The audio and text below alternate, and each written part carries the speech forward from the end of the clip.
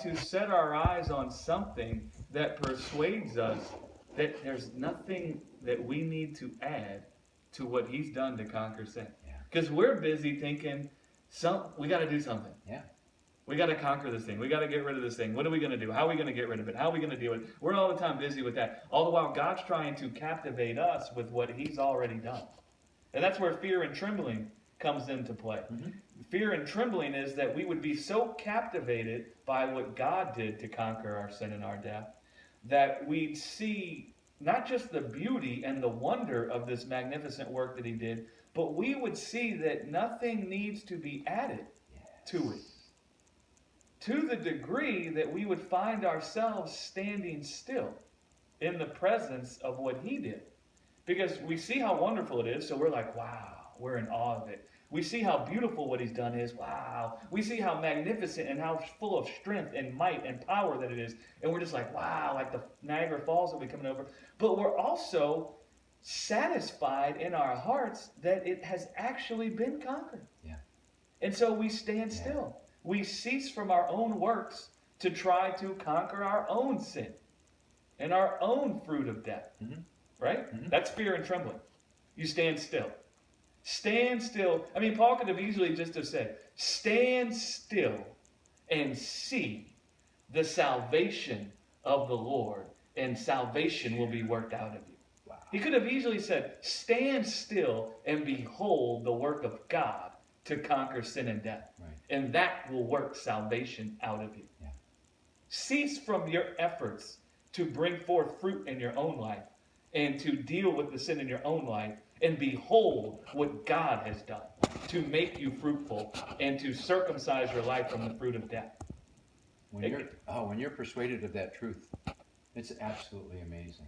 Because I know so many of us had that as head knowledge, right?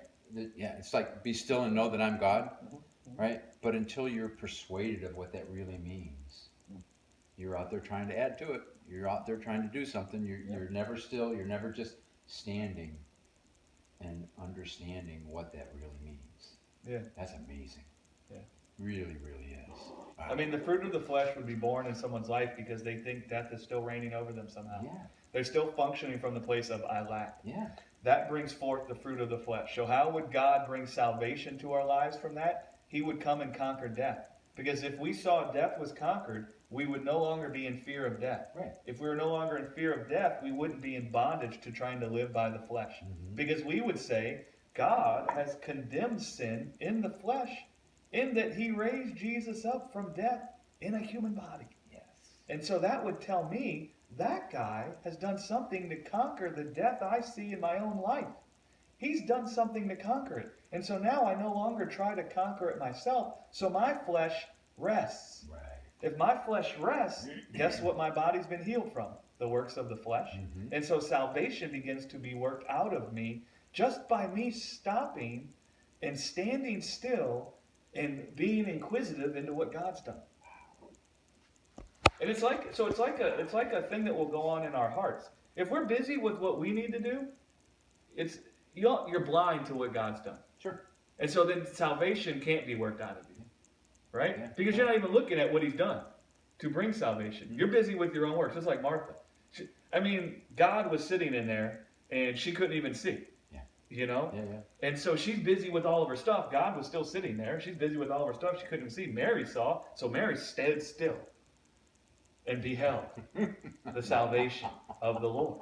You see, that salvation was so great that Mary said, in light of this wonderful thing that's here, the only thing for me to do is to stand still, right, and just be in awe.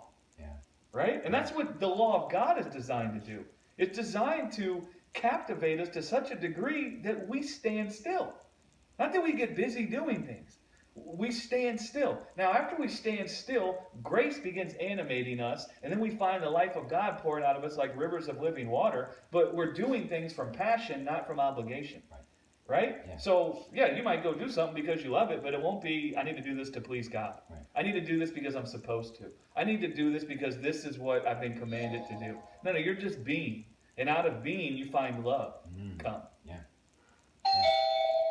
Yep.